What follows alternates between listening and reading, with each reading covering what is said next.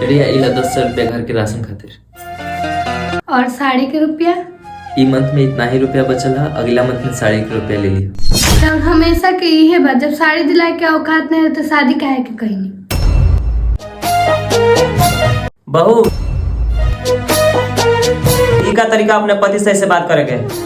पत्नी ओकरा कह देला जौन अपना पति के कमाई में खुश रहे और हर एक दुख सुख में साथ देवे, ना कि ताना देवे।